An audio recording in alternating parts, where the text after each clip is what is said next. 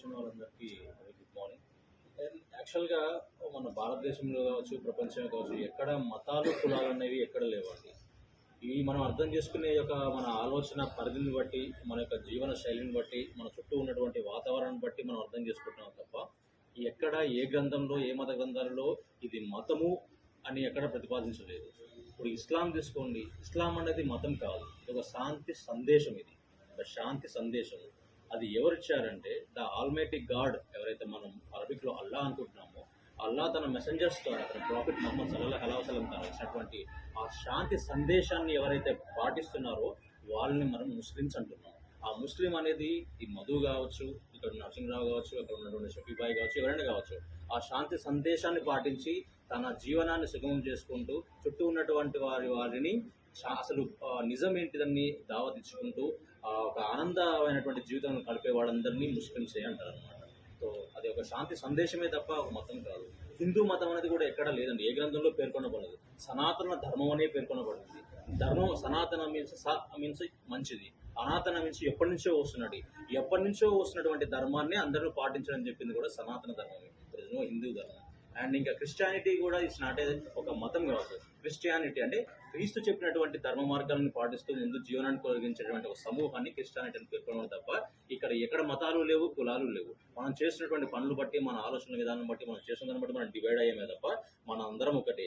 Even Bible తీసుకోండి, Bible తీసుకుంటే యెహోవా ఒక్కడే అంటారు అనమాట. సరే, అది అరామిక్ లాంగ్వేజ్ కావచ్చు, అరబిక్ లాంగ్వేజ్ కావచ్చు, ఇంక ఇటాలియన్ కావచ్చు, సాంస్క్రిట్ కావచ్చు. సరే, బైబిల్ ఆరిజిన్ అనేది మనకు అరబిక్ లాంగ్వేజ్లో అటువైపు జరిగింది కాబట్టి అరామిక్లో యెహోవా అనడం జరిగింది, యెహోవా అనడం జరిగింది. యెహోవా మీన్స్ ఇస్ ఆల్మైటీ, ఒకటే అనడం అనమాట. అండ్ మన భగవద్గీత తీసుకోండి, ఏకం బ్రహ్మం ద్వితీయం నాస్తి, బ్రహ్మ ఒక్కడే, దేవుడు లేడు. బ్రహ్మ మీన్స్ క్రియేటర్, పుట్టించేవాడు ఎవడు? దేవుడు. అది ఒక్కడే అని చెప్తున్నాను అనమాట. అండ్ ఇస్లాం తీసుకోండి, లా ఇలాహ ఇల్లల్లాహ్, దేవుడు ఒక్కడే, ఇంకొకటి లేడని చెప్తున్నాను కదా. అందరూ ఒక్కడే అని చెప్తున్నారు. ఎలాంటి అర్థం లేదు. అంటే సింపుల్ ఏంటంటే, ఫర్ ఎగ్జాంపుల్ ఒక i20 హుండాయ్ కారు ఉంది, అదొక హుండాయ్ కంపెనీ తయారు చేస్తుంది అనుకోండి. అండ్ నేను ఒక పర్ఫెక్ట్ డ్రైవర్ని, నేను డ్రైవింగ్ రూల్స్ ప్రకారం నేర్చుకున్నా, డ్రైవింగ్ లైసెన్స్ తీసుకున్నా. అండ్ మా ఫ్రెండ్ ఒక ఆయన ఇప్పుడే నేర్చుకుండు, ఇంకొక 50 సంవత్సరాల నుంచి నేర్చుకుండు. అందరూ హుండాయ్ i20 కార్స్ని తోలుతారు. కానీ ఈ రోజు ఉదయం తెల్లారంగానే హుండాయ్ అనుకుంటారు, ఈ రోజు ఈ i20 కార్ అనుకుంటారు, ఒక పోయి గుద్దాలని చెప్పేసి అనుకోదు కదా. అది ఏ విధంగా యాక్సిడెంట్ జరుగుతాయి? ఎవరైతే డ్రైవింగ్ చేస్తారో ఆ డ్రైవర్ యొక్క పనితనాన్ని బట్టి యాక్సిడెంట్ జరుగుతాయి. అంటే ధర్మం ఒక్కటే.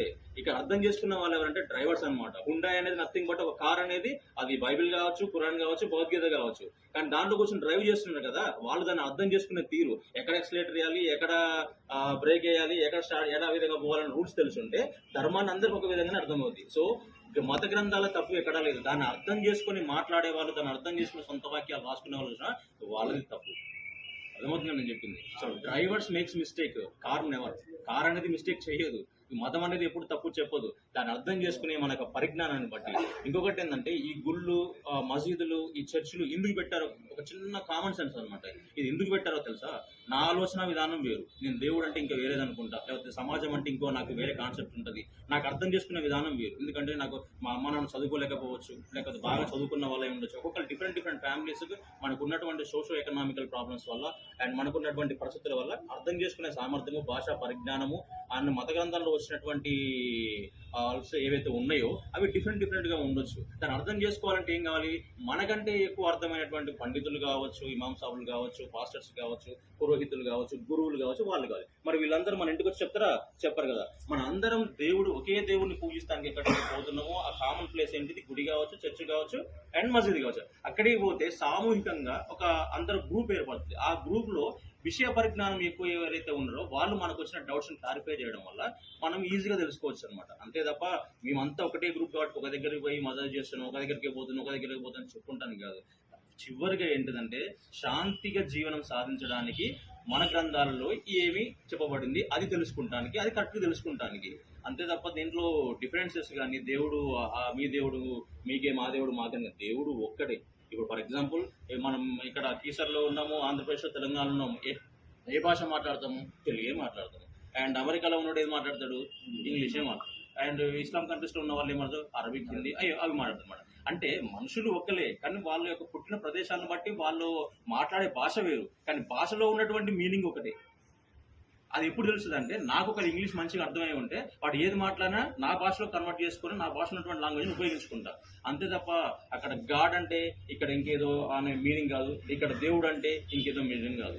ఏదైనా ఒకటి పుట్టించేవాడు, తీసుకువెళ్ళేవాడు, మనం కాపాడేవాడు వాడు ఒకటే, అది ఒకటే దేవుడు, అందరూ ఒకటే. ఇంకో కామన్ థింగ్ ఏంటంటే, and there is no Muslim, there is no Hindu. ఇక్కడ హిందువులు, ముస్లింలు అండ్ ఇస్రాయల్, సిక్కులు ఎవరు లేరు, అందరూ ఒకే వ్యక్తి, ఒకే ఇద్దరు వ్యక్తుల నుంచి మనం మీన్స్ పుట్టించబడ్డాము. ఆ ఇద్దరిని చేసింది కూడా ఒకళ్ళు, అది హిందూ మత గ్రంథమైన బైబిల్ అయినా అండ్ ఖురాన్ అయినా సరే. ఖురాన్లో కూడా ఆదం అలైహిస్సలాం, నెక్స్ట్ ఈవ్ వాళ్ళు, అండ్ బైబిల్ ప్రకారం ఆడమ్ అండ్ ఈవ్, అండ్ మన దాని ప్రకారం ఉన్నటువంటి మునీశ్వరులు ఎవరైతే ఉంటారో ఆ ఇద్దరి వల్లనే టోటల్ ప్రపంచం వ్యాప్తి చెందింది. అంటే we are belongs to one family. మన తల్లిదండ్రులు ఒకళ్ళే, మన పూర్వీకులు ఒకళ్ళే, అన్నాదమ్ములే. కాకపోతే పుట్టిన ప్లేసు, మనకున్నటువంటి భాషా పరిజ్ఞానం, మనకున్న జీవన శైలి గురించి మనం డివైడ్ చేయబడ్డమే కనుక, ఈ డివైడ్ అయినప్పుడు మళ్ళీ యూనిట్ కావాలంటే మనకేం కావాలా? సిమిలారిటీస్ కావాలా.